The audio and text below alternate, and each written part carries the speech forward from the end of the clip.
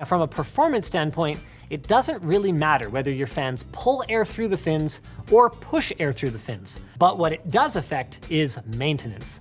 I always recommend installing fans in a pull configuration that allows easy access to the radiator to clear off dust. For aesthetics, you may decide to take a different path, but just remember that in 2 years, when you're taking your whole cooler apart so you can get the cat hair out of it, I freaking told you.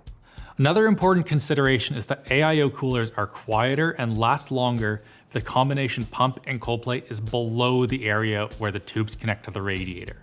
You want to make sure that any air that might be trapped in there rises to the top, and that top is not your pump. This isn't as much of an issue for custom loops because the pump is usually going to end up at the bottom of the case anyway. But if you didn't know this, now you do. Put your pump down low. Lining up the radiator with fans on the outside is a major pain in the butt, which is why some fans like Arctic's Bionics can daisy chain together with a bridge connector, which helps hold them in place. Regardless, you want all of your cables to be clear of the fans and the radiator. Pinching them here and having to redo the whole thing sucks.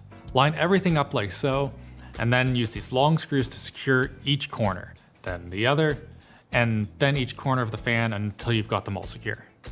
If you're lucky, your case will let you detach the radiator mount and make it so much easier by just doing the whole thing on a bench and dealing with the completed assembly after. It gets much more awkward with the front panel mount, where you need to basically hold the radiator and fan together like this and screw them in one at a time so they don't just fall around everywhere. Again, if your case lets you remove this bracket, your life will be so much easier.